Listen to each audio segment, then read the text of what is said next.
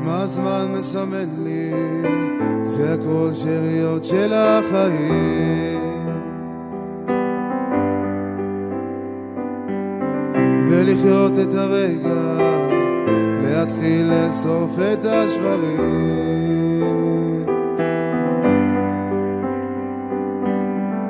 אולי יצא יותר, אתחיל קצת למהר, להתחיל להסתדר ולעשות קצת רעש. אולי מקום אחר, מקום יותר בוער, להתחיל קצת לגלגל ולתקן עוד פעם.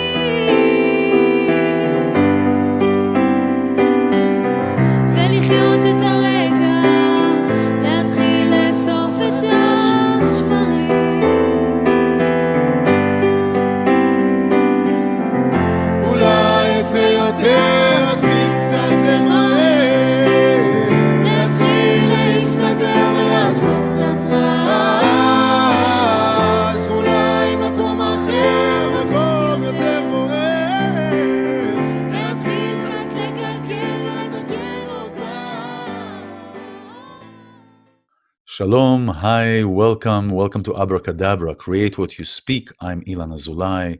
I'm a spiritual mentor and a sound therapist for you who are ready to reclaim your power, to find your joy, to find that which drives you to bring out to the world with no fear and all with joy. This program is a program of empowerment, is where I bring people, they bring their gifts to the world, they show what they do, they show how they express themselves to the world, how their work is an empowering tool for others.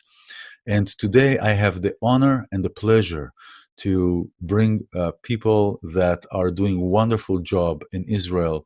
And the first one is Ofer Salomon. Ofer Salomon is the founder of the nonprofit organization Soldiers of Gold, where him and his son, Eden Salomon, are taking care of lone soldiers in Israel. Lone soldiers are soldiers who do not have families, that come to Israel, immigrate from the States or from Europe to serve in the IDF, or soldiers in Israel that don't have families, either orphan or they don't have the means to support themselves.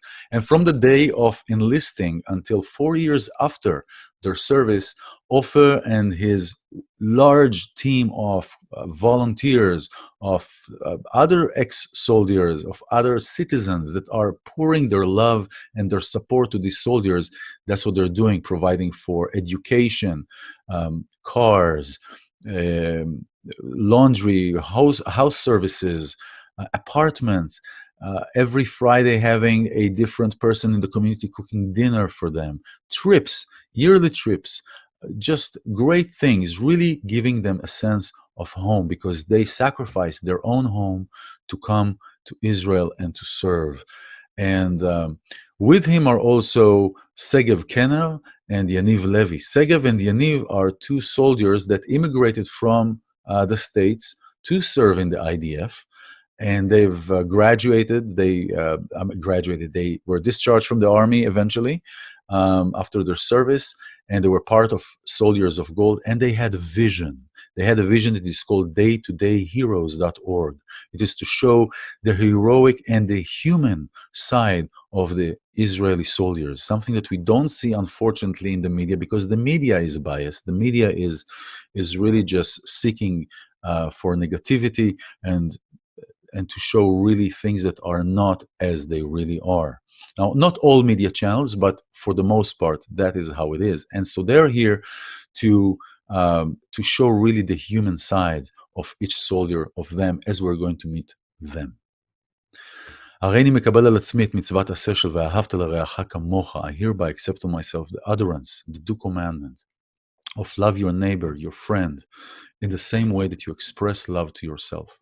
And the first is expressing love to ourselves, so we can be light to the world. Hello, Well, hello, Ofer. Hello, Segev. Hello, Eden. Hello, Yaniv. Welcome. I'm so happy that you're here. How are you, everybody? Good, thank you. How are you, iLan? I'm wonderful. Thank God. I'm really blessed and happy that you're here to share with everybody really this wonderful work and so important work that you guys are doing. And hopefully we can get this to enough people to continue and make this change. So, Ofer, raise your hand, Ofer, so everybody knows who you are. There is Ofer. Okay. So Ofer started a non-profit organization. It's called Soldiers for Gold, and he really takes care of soldiers from their day of enlisting until 4 years after their service ended. And this is a wonderful thing. This is creating a sense of family, going on trips, just a wonderful overall thing. So Ofer, thank you for being here. Thank you for all the wonderful work that you're doing for the IDF soldiers, and tell us about you. Tell us about how did you even start up with this idea? First of all, thank you for the opportunity to tell the people in America the story of our heroes. Absolutely. And everything starts as usually I'm helping people in my city by give them foods and furniture and everything they need. So all the family that need help knows that they have an address. Yeah. And one day, one of the people who know me told me that there's 4 American lonely soldiers in an apartment in one of the houses here in Hod Sharon, and they need help. So I jump over there and I talk to them and help them in all their needs. And from there, everything is history. More and more lonely soldiers came to me and tell me their problem, and I try to help them as much as I can. And in 4 years of doing things for the community and the lonely soldiers, we grew up. Now we are 70 lonely soldiers that our non-profit group take care. We gave them houses, we gave them cars, we gave them foods. Every houses, we have 16 apartment that the soldiers staying over there. Every apartment has a mama that cook for them a hot meal, a hot Shabbat meal, or any meal, but usually Shabbat is a big thing. And it always tastes good. It always tastes good. The challah tastes good on Shabbos. During the week, challah doesn't taste very well, but on Friday it tastes great. The Shabbat spices. The Shabbat spices, yes. So these are families. You saw Yaniv when we spoke about the food of Shabbat. He's smiling because he knows how much it tastes. And I want to tell everyone that there are volunteers. So there are volunteers around the city, around Hod Sharon, which is a little bit northeast of Tel Aviv. It's still part of Tel Aviv, right? Kind of. It's the district of Tel Aviv, right? And these are for soldiers that live and that reside in Hod Sharon. It would be great if it would be for soldiers all across Israel, but hopefully with everybody's help and with your help and more people are joining in. Maybe you could expand it later on to other cities. But the people that are in Hod Sharon are actually coming together as a big community to support and to create and to cook meals. And if there are furnitures that they don't need, so they post in the group of Yaniv, and Segev, the day-to-day heroes, and also in Soldiers of Gold, they post the items that they want to give away, and they're giving them away. So it's really a really big sense of family, community, family. Yes, of course. I cannot do nothing without all the helps of all the people in Hod Sharon. That takes a village. Yes, every soldier get a card that he can go around and he can get it for free in the grocery, at the bakery, at the haircut, the laundry, the gym, the pool. Many places in the city gave them a free entrance and give them food or drinks for free. And we are trying to take care of our heroes, our soldiers, our lonely soldiers that leave everything home in the state or in other country, because we have lonely soldiers from all the world, and leave everything, come to Israel to volunteer, to serve the army, to serve the country, and we are return love to them. That is wonderful. That is so wonderful. You know, I don't know many places I don't know a place that does it like that. And I want to reiterate that this is not coming from the state of Israel. This is a private vision. This is his own vision of Ofer. It's not sponsored by the state. It is not subsidized. These are all from good hearts, from hearts of good people, from hearts like people like Ofer, and all people that are coming together. And even in the media, putting things like this in the media, everybody brings their own way of contributing. So this is why we're here also, to bring this for you so you can see that. I want to reiterate about when you're talking about lonely soldiers, what that means. In Israel, there is a classification of soldiers that either they don't have families in Israel, like I said in the beginning, they either come from the States, or in Israel they are orphans, or if they're single, also if they're alone, the only child in a family, and they are being sent to a far post, they're considered lonely soldiers. So that is the term of the lonely, what we're talking here. So Ofer, yes. So now you're doing it with Eden. Eden is your son, is the guy with the white shirt on the other side. Hey, iLan, how are you? I'm doing great. How are you doing, Eden? Great, thank you. Wonderful. Tell us about you a little bit, Eden. So my name is Eden. I'm almost 30 years old. I live in Hod HaSharon, and I'm Ofer's son. I started my military service as an academic officer, and I served in a few units, which is different from each other in their native. And I was lucky to meet wonderful people all over the IDF, mm-hmm. and to see how great we are, how moral we are, how human we are, the IDF and its people. Mm-hmm. And during the service, I was very active in pro-Israeli organizations, mm-hmm. such as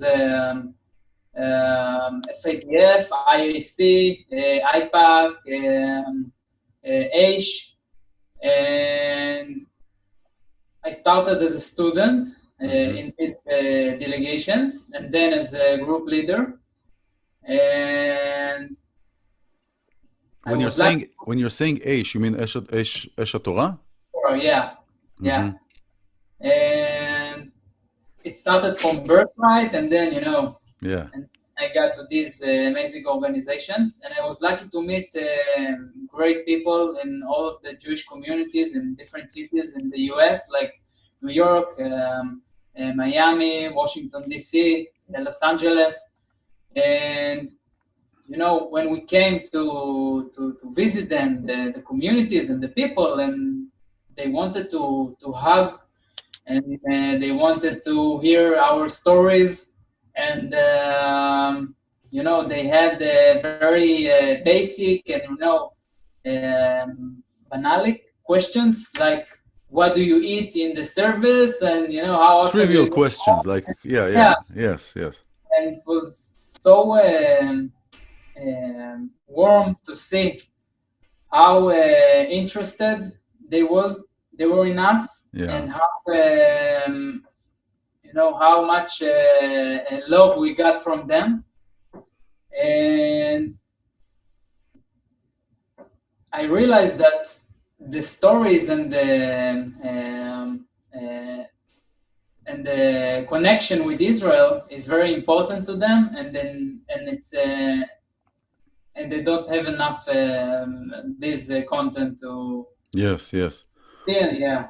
Well, this is really, you are on a mission, and from many people that I know, many Jewish people here in the States, the IDF is a beacon, is a beacon in this crazy world, and the sad, right?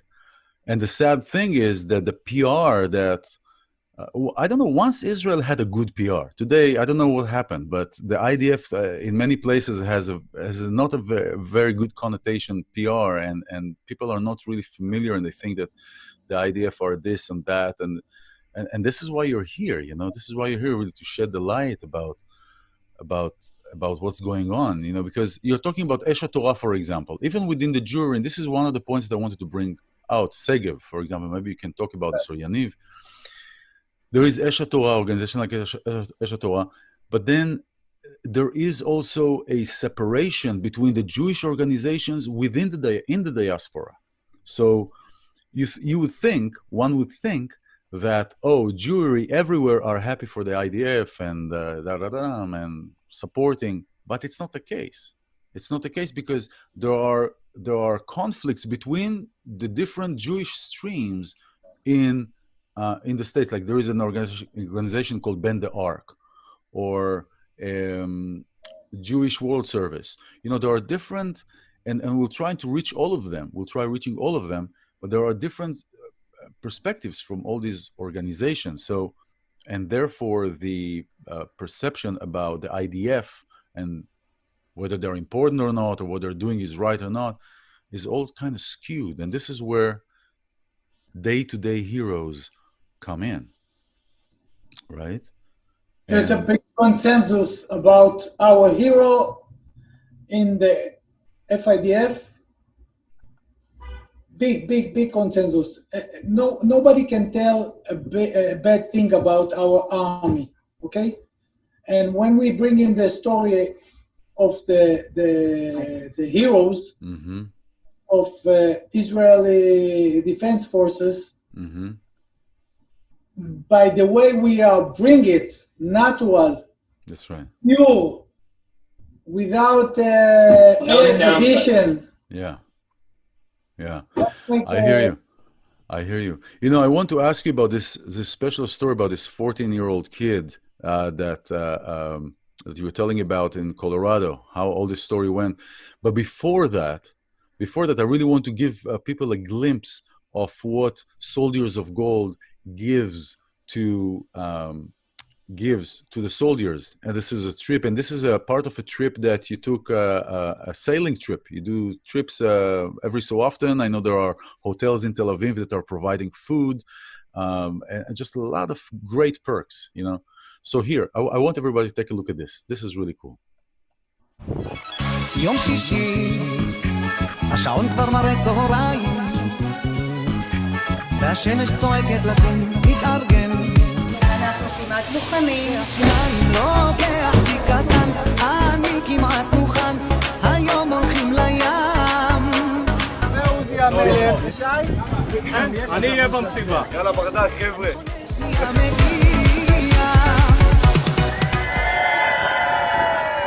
קודם כל אנחנו הולכים ליהנות היום. אל תשכחו שיש פה אנשים שיצאו מהבית, לפנק אתכם, לתת לכם, זה היחטיונרים שלנו וכל הצוות. אז קודם כל, כולנו אומרים להם את התודה הכי מדהימה שבעולם, שזה לא מובן מאליו.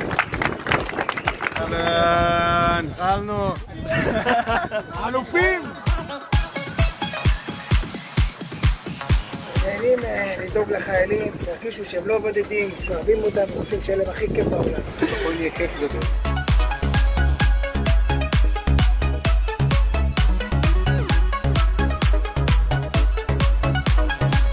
מירון, שחרר אותי כבר! יאללה מלאק, ואני זה זהב! יום שישי בצהריים, כל שבוע זה רק דירות נקות ושמיים,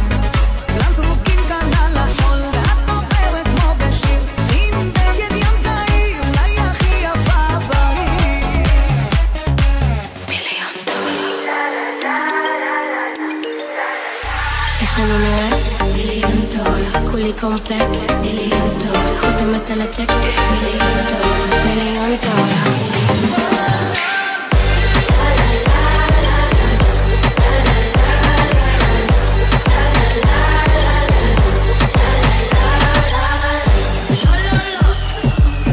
ראיתי, הבנתי, אמרתי לכולם פה שמתי, לבשתי, הגזמתי וכולם אמרו ממי אז יותר מיוחד כמה אז אצל השוגע כמה תסתכל ותתת כמה וממי איך אני נראית כולי קומפלט חותמת על הצ'ק מיליון דולר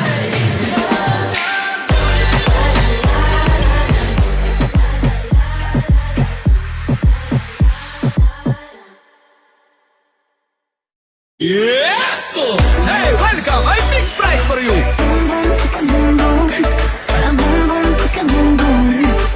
I want more! David. איזה לילה מחכה לי כמה טוב זה עושה לי כל הבום בום בום כל הבום בום בום בום הוא זורק לשמיים דרדר לאספת המים עם הבום בום בום לי בום בום בום בום פילי, רגע פיצי עד מתי את הדלת שלא תריצי עד העולים פה תעני לי Do you love me? לפני שנוף מבלבל לא מתעצל הבחורה הכי יפה בכל ישראל מליד אלי יוון תלוי מי שואל אחרי הכל ברור לך שקוראים לי בן אל הביט הזה עושה לי הביט הזה עושה לי נותן הרבה שערויות איזה לילה הולך להיות איזה לילה מחכה לי כמה טוב זה עושה לי כל הבום בום בום כל הבום בום בום בום הוא זורק לשמיים דרדר לאספת המים עם הבום בום בום לי בום בום בום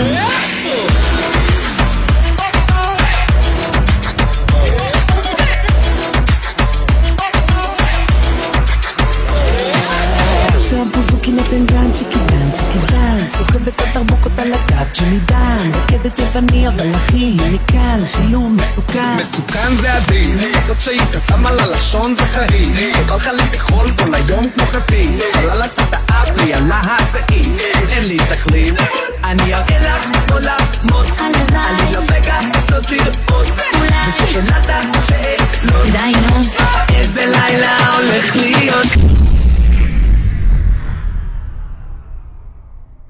This was really wonderful. This was really good. Tell me, how did you guys connect? Tell me about the story about connecting. Segev, how did you connect with Ofer? And I mean, you started with Soldiers of Gold first of all, right? Yeah, it was me, Yaniv, and two other roommates. We were the first soldiers of Golden Soldiers. Okay, where are you from? So where are you coming from? Originally? I was born in Israel, and at a very young age, I moved to Seattle with my parents. Okay. And in Seattle, I went to high school. I was the only Jewish kid, only Israeli kid. Oh, wow. Everybody knew it as well because I was very proud of it. I always liked coming in with an Israeli hat and an IDF shirt, and everyone was always asking me, show off. What are you wearing? And it always brought up a lot of questions. And from there, always a lot of conversation, discussions about Israel. A little bit about Judaism, but mostly about Israel. Conversations turned into somewhat arguments, and I found myself not being able to defend Israel and its heroes and its defense forces because I didn't have any tools. I mean, the other side has so many videos, so much media on their side, and when I came, I had a little written article from Ynet or different organizations. It was hard to compete. So the PR wasn't great, basically. You didn't know, and there was no information for you to. You're being way too kind. PR was atrocious. The PR was not even close to what it needed to be. Anyways, obviously, I was still friends with a lot of people in high school, and it was something that always hurt me personally because I was never able to defend Israel like I should have. Fast forward a little bit. At the age of 18, I made an aliyah to Israel and moved to Kibbutz Kisufim with that man over there, Yaniv Levi. With Yaniv. Wait, before you made the move, how did your parents receive that? I mean, how did Well, it come that you wanted to make an aliyah? Did you always know that, or is it just something that? yeah. So pretty much, that's the thing. Because I moved from Israel and I always had the IDF shirts and the Israeli hat, it wasn't shocking to my parents that I wanted to do the move. They're very supportive, gratefully. And yeah, from there I joined the program and I moved to Kibbutz Kisufim. Mm-hmm. That's where... Which is on the Gaza, close to the Gaza border, right? Exactly. Yeah. Right on the Gaza Strip, which was also a very great adventure. And I enlisted in a unit called Orev Nachal. It's an elite force in a Nachal battalion. After 2 years of my service, I moved to Hod Hasharon with Yaniv and 2 other roommates, and we met Ofer Salomon. I see. Ofer just fell down and shut up in our apartment and said, "What do you need?" Both soldiers, we threw out, "We need food. We need." He gave us food, so he said, "We need a dryer." He got us a dryer, and then if you can get us a car, that'd be great. He got us a car. This is how angels work, It was just, it was crazy. Still, when I say it out loud, it's unbelievable to me because, we have lots of lone soldier friends, and they were always shocked, and they always wanted to know our secret and who this man was. So finally, they can see who he is. Yeah. And for future lone soldiers who can come to Hod Hasharon and be pampered by this organization. Wow. Yaniv, hi. You've been very patient. You've been sitting down there, you've been very patient, and you've been protecting the whole conversation. I can feel that. Thanks for joining, Yaniv. You're in St. Louis actually now, right? Yeah, that is correct. I'm currently in the St. Louis area. First of all, I'd also like to thank you for having us on the show. Really appreciate it. Absolutely, my pleasure. My pleasure. It's really and really just thank you because you are with your humanity and your kindness and your devotion. You're really allowing everybody else to sit and do what they're doing. So this is really great. So let's jump a little bit to Yaniv. Yaniv, tell us a little bit about yourself and how did maybe your story is a little bit different than Segev. You're lucky you are two separate, so you can tell a different version. Sure. Well, it's only a little bit different. Segev and I have a very parallel background. So born in Israel, I moved to the Seattle area, not too in Washington State. And also at the age of 18, Segev and I moved together in a program called Garin Sabar to join the Israel Defense Forces. We mentioned that we lived in Kisufim, which is right along the border with the Gaza Strip. And an interesting added piece of information there is that we really, I enlisted just a couple of weeks prior to the beginning of Operation Protective Edge in 2014. So while we were in the kibbutz, it was also during a time of war, and I actually have somewhere around here a jar of shrapnel from rockets that fell not too far from where we lived. So we spent some time in Kibbutz Kisufim with roughly 30 other lone soldiers. I began my service in undercover unit called the Yamas Ayosh, which is akin to. Go ahead. No, you just get cut off every so often. So you said start from the unit you've been in again. So I began my service in an undercover special operations unit called Yamas Ayosh, which, if anybody in your audience has seen the show Fauda, that's the unit that the show is loosely based on. And during my where I served as a sniper instructor, roughly around the same time that I transferred, myself, Segev, and as Segev mentioned, 2 other roommates, we moved to Hod Hasharon. And the rest is essentially history. Segev really nailed it. Ofer came out of nowhere, and we've really had a very close relationship with him ever since. And our relationship has only gotten stronger even after we finished our military service. And as we've acclimated to being civilians, we still play an active role in the organization, and Ofer still helps us. And as however much we are capable, we help Ofer as well. Oh, this is great. And so you two This is really wonderful. You two then came up with the idea of really improving, and it's based maybe on your experience, Segev, of not having enough information about the IDF, and you really feel like there was it was a wrong, it was a how do you say it? It wasn't a good service for the IDF really. So you decided to make a presence on the web to bring information about the IDF and to bring the people behind the uniforms. How did that idea start? That idea of daytodayheroes.org? Well, and I'll answer this in a sort of an example way. Okay. The idea didn't just come, right?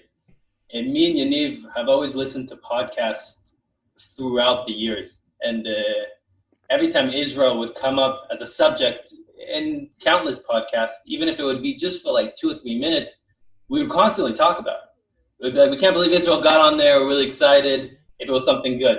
But a lot of times what ended up happening is because the media was so strong and against Israel, is that we would see a lot of the podcasts that were general, right? They didn't pick a side and they brought a guest on and they would trash on Israel.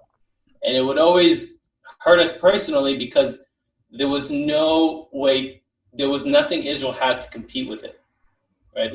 And we also realized that Israel's biggest enemy, in my opinion, is sound bites.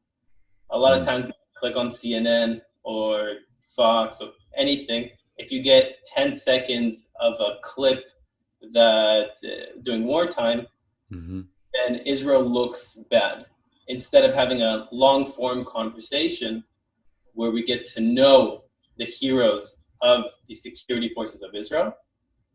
And that's really when the idea built up. And then we both spoke about it and we said, well, we actually need to help Israel. We need to make a change.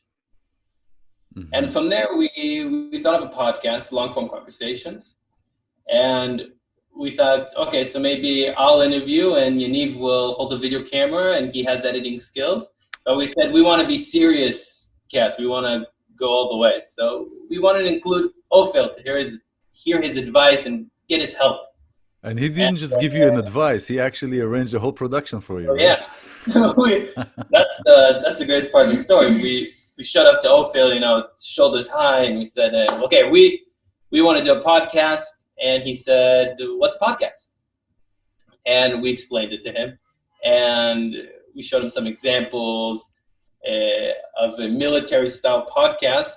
Somewhat of examples Joe Rogan, because sometimes he brings military personnel to interview. And he's like, okay, I like the idea. Give me a week. I'll think about it.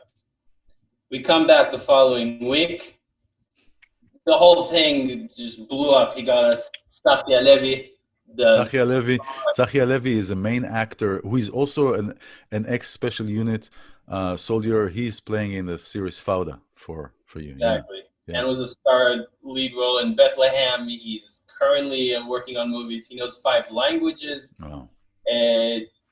And he's married to Lucy Arish, which is the first Arab-Israeli major news broadcaster. Yeah, she's wonderful too. She's Wonderful. And he also got us a director, Asaf Gordon, and he got us a set in some videos that wow, this is amazing. We came in with like a little idea that was like, this is really cool. This is really going to change Israel to, okay, now we're playing with the big dogs. We're going to be doing this. We're going to have a website that was designed by Zohar Pomerantz. And it was all these different switches. It was amazing. I'm still kind of blown away by it. Every time I have to tell the stories to other people, like now. This is encouraging. It is encouraging because, here, this program is called Abracadabra. Abracadabra, for whoever doesn't know, in Aramaic means literally I create as I speak. And what Segev and Ofer and Yaniv and Eden are doing really is coming from a place of giving. The place of giving is automatically a recharging place. When we're in a place of giving, we're automatically being recharged and we're receiving it back. It's like in the old days we had a dynamo on the bicycles, and when the more we pedal, the more light we get. And it's the same thing. So by you doing that, you got to play, as you call it, with the big shots. And because you're coming from a place of giving, so you're getting back. What I want to ask, did the state of Israel, did they fall asleep on the job as far as the PR? And then when they saw what you're doing, did they come and say to you, Ofer, Segev, this is a wonderful work that you're doing for Israel? Did they ever come back, or was there any conversation between the channels? So it's a two-sided question, and I'll answer it in two ways. One, Israel does have PR, right? If you go to their Instagram, if you go to ID, their Facebook, so it does exist. It feels passive, though. It feels passive. The way I feel about it is, if a government of a country defends itself, they can try, right? Mm-hmm. But it's harder for someone outside of the country to believe them because it seems biased. Because they're biased. You're right. But if you take it from the other side, from a private citizen, just like us, who built it up and are sharing the stories of the heroes, and they're getting to know the person, the picture they had of Israel breaks automatically. Because now they get to know it through someone else's eyes, through someone else's ears, through someone else's adventures and life. That's true. That's a very good point. You're doing PR too, right? Obviously, you're doing PR. That's a good thinking. Yes, absolutely. And so everybody wins. Also, the state of Israel doesn't have to pay the money and to work very hard because the citizens are doing. So obviously, the state of Israel is doing something right. With all what we hear outside, if the citizens are coming up and are really defending and fighting and bringing in everybody in their own field, then obviously there is something right. And there is something very fundamental in being in Israel, in being Jewish in the state of Israel. It is really... Well, I'd like to elaborate on what Segev was saying as well, is that an audience that we're targeting is specifically the American audience, and our podcasts are specifically available in English, and this is it's no coincidence. When you look at a government's PR operations, it's kind of going in every direction, right? Okay, we need to have our policies in here. We need to have our politics in here. We need to address the United States and Europe and all these various other countries. There's so many directions that a PR campaign, like a national PR campaign, really goes. And we're going in a different direction. We're rather niching down. We're targeting an American audience, and our goal is to provide longer form conversations, we'll call it, than anything you'd really see provided by the government, at least, for better or worse, because we don't have a political approach, right? We're not here with any political ideology or political opinions. We all have different political opinions, and so do the people we work with. The purpose here really is, we recognize that Israel's military is a very central part of Israeli culture and society. And by having these podcasts with Israel's heroes, we're actually our goal is to give an insight to Israeli culture through that lens. So there's a broad scope of what we're covering that's much more sophisticated, we could say, at least in our goal, not in a way that we're tooting our own horn. It's more complex than a PR campaign, if that makes any sense. Yeah, for sure. Absolutely. You're really coming from you are biased, but you're not, you don't have anything politically to contribute in this. It's really bringing the human factor. And this is really what it is all about. It is bringing the human factor, because we're all kids, we're all parents, we're all children, we're children of the world, and really caring for one another. In one of the conversations last week, I was talking about a speech that Rabbi Sachs from England was talking about. Bless you, Gesundheit. Say something correct. And it was talking about what really makes a free society. What is a free society? and the uniqueness that even Moses was telling Israel the 3 points before entering the state of Israel to make a free society and a free person is that you first have to remember where you come from, to take care of your people, to take care of your elders, to take care of the sick, to take care of those who are unable to, and to remember that there is a creator to the world, a creator that creates everything. Those are the 3 pillars that can keep a society sustainable and free. And so really what you're doing is really coming from this place. And this is wonderful that there is no any political agenda. It's really just to help a soldier. It doesn't matter if his parents are lefties or they're righties. He's a soldier. He's a soldier that puts his life on the line for our freedom, for the freedom of people, for the freedom of Jews in their state, in Israel. So this is wonderful, and the way that you're doing it is just beautiful. I want to play, just to give an intro to Today's Hero by the actor that we're talking about, Tzachi Halevi. There you go. Hi, and welcome to Day Heroes. I'm Tzachi Halevi, and I had a fulfilling career in the Israel Defense Forces, serving as an undercover operative on secretive and high-risk missions. Today, I'm on a different kind of mission, to present to you the personal stories of the veterans of the IDF and Israel's security forces.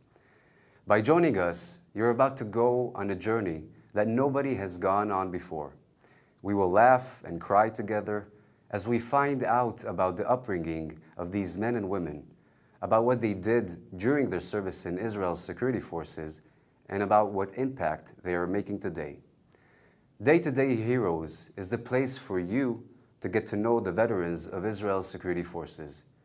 Sign up below for free to gain access to exclusive content and to stay up to date on all our newest releases. And if you haven't listened to any of the stories yet, I suggest you do. This is really encouraging. This is really encouraging. So Ofer was telling on Friday the story in Hebrew, but Segev or Yaniv can talk about the story of Ziv. This is a 14-and-a-half-year-old kid that came, that is a very unique story. Why don't you go and tell us about this, that story of that person?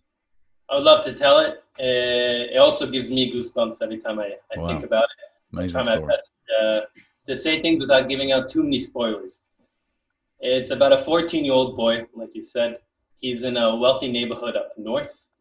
And somehow, some way, he got mixed up in the drug world in a neighborhood really nearby. The cops started trailing him. And right before he got arrested, his dad stopped him and said, I want to take you to a ski vacation. Let's go to the Rocky Mountains. The boy was a little bit hesitant, and he said, well, actually, I have some business to take care of in Israel, so I don't know if I can go. And the father looked at him and said, what business? You're 14 years old. Let's go. I'm taking you on a free ski trip. Then the boy kind of thought about it. He said, okay, but I'll do it under one condition. Only if you promise me we'll be back here in 2 weeks. So the father says, okay, I promise. They go over to the Rocky Mountains, and he says, I'm going to take you to a boarding school just so you can look at it, just so you can get a feel of it. If you don't like it, we'll leave. And he takes him to the boarding school, takes a look around. There's all these big counselors, marine-looking people. And he tells his son, he's like, listen, yeah, what do you think? And the son says, actually, I want to go. I'm not too fond of this place. Dad says, actually, you're staying. The son wakes up and he understands that his dad just pulled a real fast one on him. Wow. Looks on the ground, takes up a big rock, is about to hit his dad right on the skull, cracking the skull. And just before, these 2 Marine counselors tackle him, literally break him in 2, tell the father. Figuratively, that is. Yeah. Not literally. Tell the father, well, they held him down. They pinned him. Yes. And tell the father, well, you can go now. And the father takes out his son's backpack from the car and goes back to Israel. To make a long story short, without spoil is, of course, after 3 years, his son comes back, joins the Navy SEALs Wow. of Israel. I got goosebumps, man. It's a crazy story, and it doesn't even. These are just some of the stories as well, just so you know. The So other he's one, today. So he joined the Navy SEAL, and he's a big. He's a really big deal. He was in charge of a lot of the missions as well, some of the really, really big ones that I won't spoil here. Yeah. You have to see the podcast when it comes out. And unfortunately, during one of his missions, his good friend Neil died. Neil Kreitman. Sorry, thank you. He passed away, and he killed in a mission. He got killed in a mission, and during he went to his dad, to Neil's dad, Ziv Gershoni, the son, and he told him, "Listen, I want to open something in your son's name. I want to make your son Neil. I want to make him something big, and I have an idea. I want to open up a nonprofit and a boarding school. Exactly what I had in Idaho, copy paste, we'll put it in Israel, and we'll make a lot of your sons, like Nir and Nirim. Multiple Nirim. Plural, like plurals. Yeah, wow. Version of Nir in Hebrew. And the idea took off. And now there's a boarding school with a lot of troubled kids that were in Ziv's position, and now they went to that boarding school in Israel, and they're going off to do amazing things. In fact, two of the students there in Nirim were two Muslim kids. They were off in East Jerusalem causing trouble. Their mom got really worried, and she sent them off to Nirim in hopes that they don't become criminals, that they don't go off to jail, because that was their path originally. That's what she was saying. And after them going to Nirim, they both went to combat. They both went to the army, to Golani, which is the combat the top of the line combat division. Yeah. And they guarded on the lines where, if I can say this correctly, right on the border between the West Bank and Israel. They guarded. One of them became an officer, and the other one is a commander. No more spoiler. So here's the thing. Day, every time I say it, that's right. So let's kill the spoilers. So there are no spoilers. Heroes.org and listen. Yes. So this whole purpose is really that's the guy. You got us a little bit interested, and now it's like when you start a movie and then they give you a commercial. So exactly. So this is. So this is really a teaser. This program really is an invitation for each one of you to come to go to daytodayheroes.org. That's where the podcast is. To visit Soldiers of Gold, Chayalim Shel Zahav, for those of you who are practicing your Hebrew. And it's really an encouragement for each one of you to go to this wonderful program and to check out the podcast and to bring light to the world and to bring light to the humanity. What was that? No, sorry, keep going. No, it's okay. And so this is really the work of these wonderful four. And if there is any way that we can, what we'll do? Do you have a way that people can donate and people can contribute and people can do whatever they can in their capacity, whether they want to donate funds, whether maybe they're in Israel and they're listening to this, because there are many Americans moved to Israel and they want to be part of it, and so they can help in either items or funds. They can go to where? Yes. If you'd like to donate and help us to bring more stories, Ziv Gershoni is one of the many stories we have. Ziv Gershoni is the 14-year-old kid story. Exactly. Yeah. So, go and email us at donations at daytodayheroes.org. Okay. When you email us through there, we'll be able to give you more information of how to donate and how to help. Wonderful. .org. .org. Daytodayheroes.org. Org is an organization. Anyway, the email is here. The email is underneath here, underneath these windows. And I wanted to ask you something, and maybe this is reserved for the podcast. I have no idea. But, people like Ziv, right? The 14-year-old kid that suddenly his dad is taking him, and for 3 years, so for 3 years he didn't come back home. Is that right? We're going to need to leave that part. Okay. And what's interesting is probably you're talking about the podcast is what kind of a relationship Ziv has now with his parents after them pulling fast one on him. Is he, these are really fascinating stories, and it's fascinating stories because they're human stories, but moreover, because these are the stories of the people behind these uniforms that many people are seeing in the media, in this news that I don't call it really news. It is really a disinformation and a disservice, and creating more hatred and creating more separation between people. And where we are today is really a time of connectedness, time of coming together, time of giving, time of being in harmony. So this is as much as we can, especially during these crazy coronic times. And it's funny you say that, actually, because when me and Yaniv started this idea, one of the main topics we had was, how are we going to bring guests? We know they're out there, we've heard of them, but how do we bring them in? And we spoke a lot about Ofer and how he got the set, he got Sachi, he helped us get people that were on board.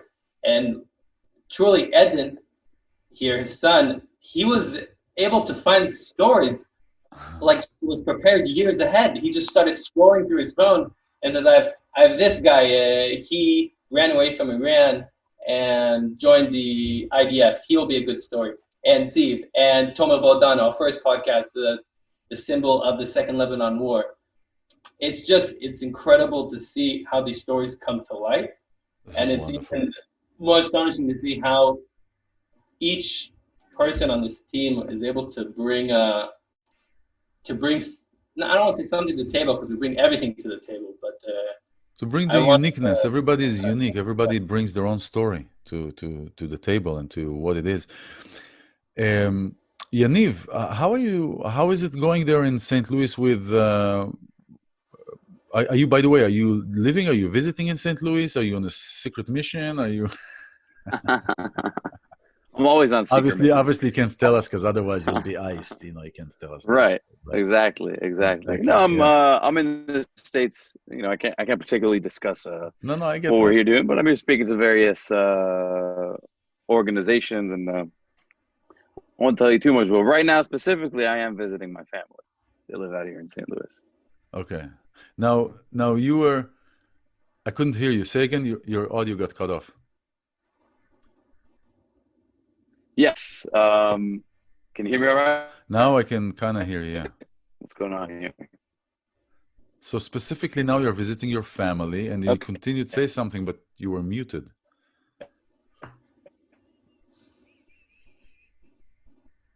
No, shine.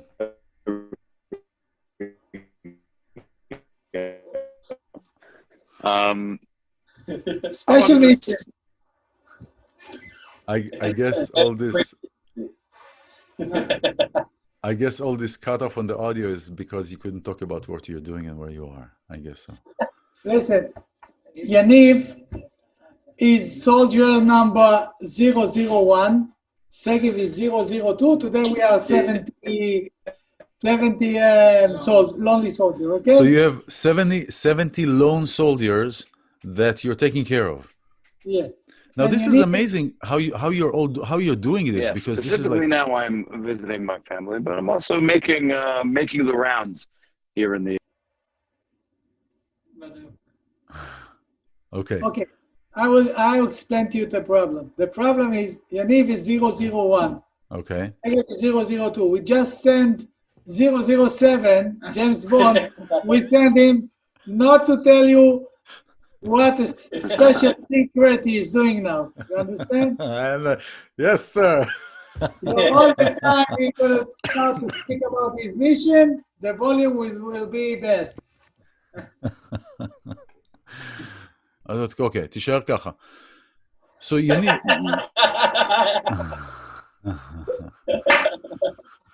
מה זה שר ככה? רגע, הוא בסוף באמת נשאר ככה. רגע, לא, הנה הוא, אל תזוז, רגע.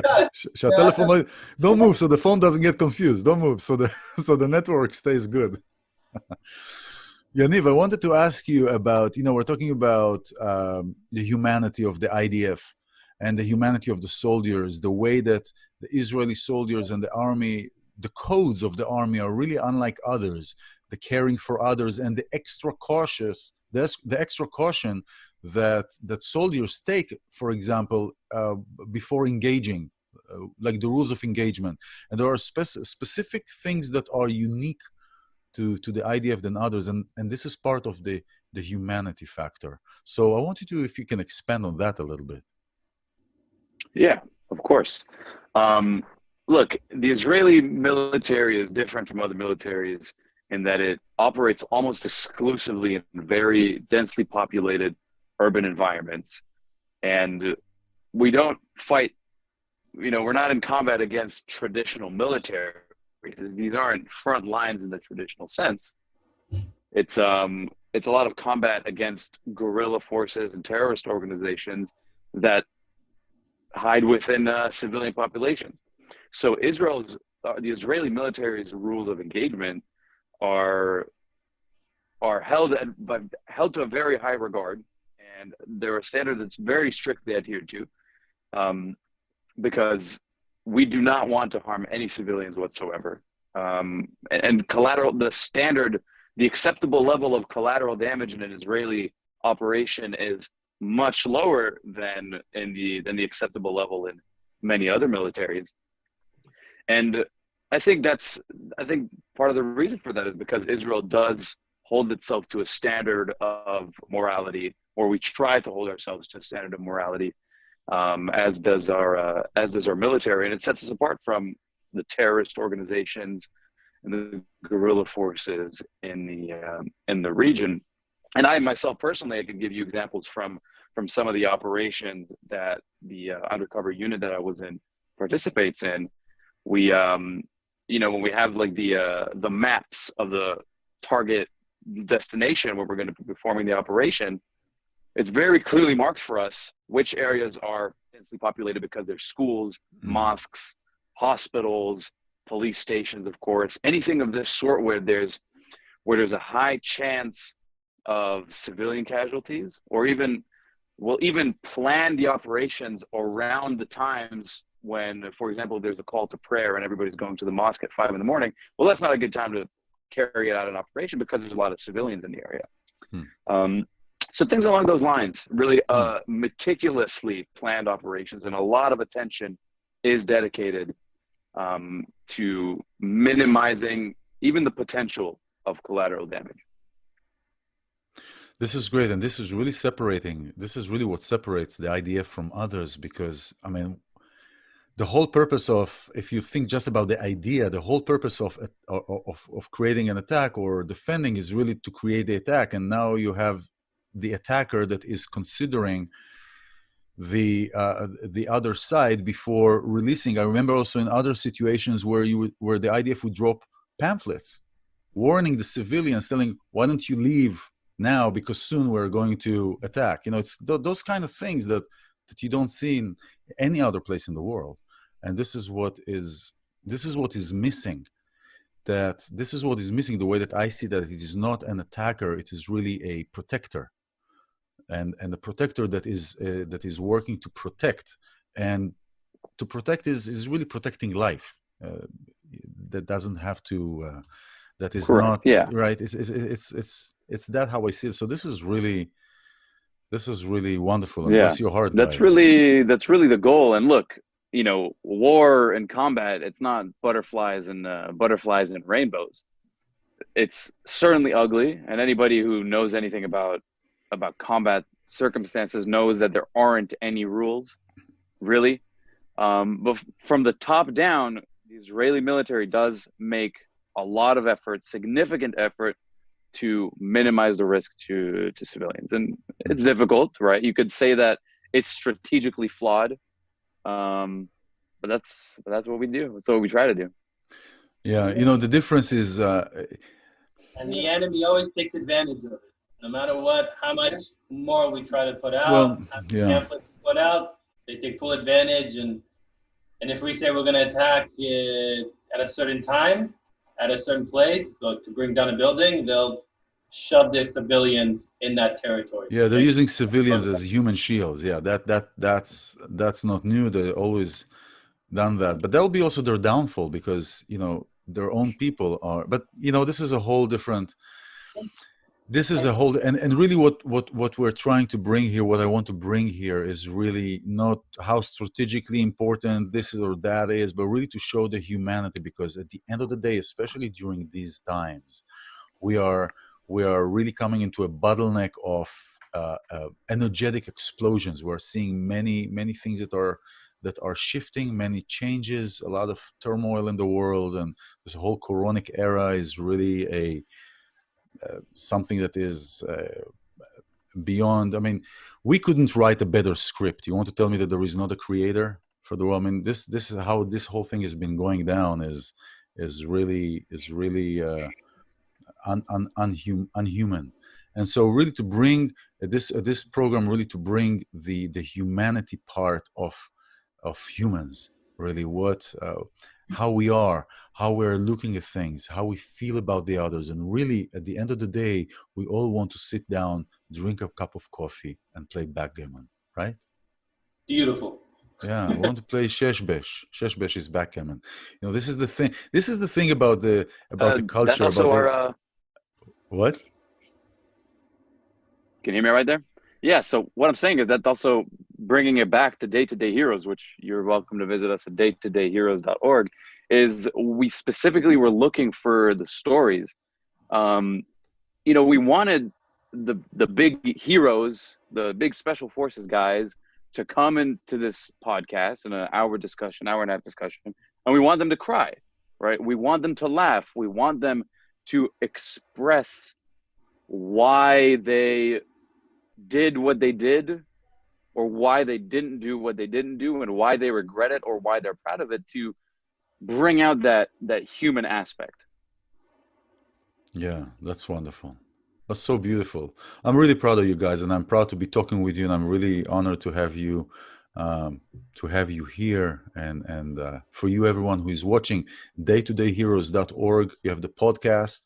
This email down here is how to donate and how to contact Ofer, Segev, Eden, Yaniv, all these wonderful guys to support the kids. So if you have a child that is thinking about, or a kid that is thinking about going to Israel and joining the IDF, contact these guys. They will take care of him or her. Bring him to me. They will take care of them. They'll just have the best time of their lives, yet. And so I'm really blessed, and thank you guys very much for being here. If you have a few words, last words, go ahead. Sorry. We have facebook.com/daytodayheroes, instagram.com/daytodayheroes, and of course our website, daytodayheroes.org, where you can subscribe, see more content, and see the first podcast. And join our community. Absolutely. Exactly. So when you join the community, when you give us a follow or a like, it really helps the cause, and it's something that now might seem small, but in the future times, it'll push Israel's Defense Forces heroes up to, it'll expose them to the world. And this way everyone can get to know them, and it'll help a lot. That's wonderful. That's wonderful. Help me to help them, both of them, bring the story of Israeli Defense Force, the heroes. Help me to help them to find the dream to make the podcast, that the dream come true. And thank you for everybody for listening us, and to all the people that want to help us. You got all the address, and thank you, iLan, for everything that you are doing for us. Absolutely. Thank you. Thank God. Thank you for being here. Thank you, Ofer. Thank you, Segev. Thank you, Eden. Thank you, Yaniv. Thank you for you who are here, took the time and the courage to open your heart and to see really what is beyond the veil of what is being put in front of us. Thank you very much. This is Abracadabra. Create what you speak. Make magic. Be truthful to yourself. I'm iLan Azoulai, and I'll see you next time. Bye-bye. מה הזמן מסמן לי, זה הכל שאריות של החיים, ולחיות את הרגע, להתחיל לאסוף את השברים.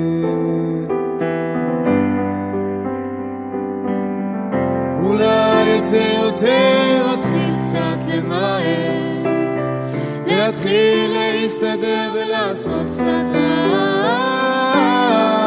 אולי מקום אחר, מקום יותר בוער, להתחיל קצת לגלגל ולתקן עוד פעם.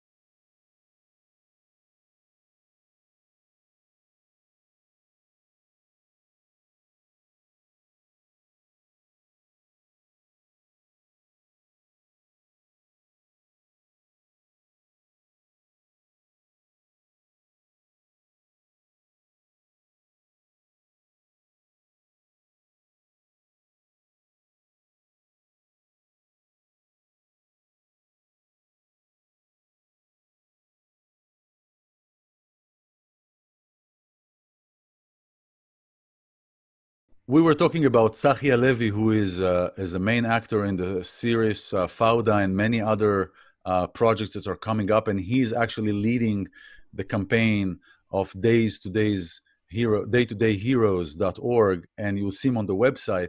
And he was scheduled to be here to join us, but instead he prepared us this.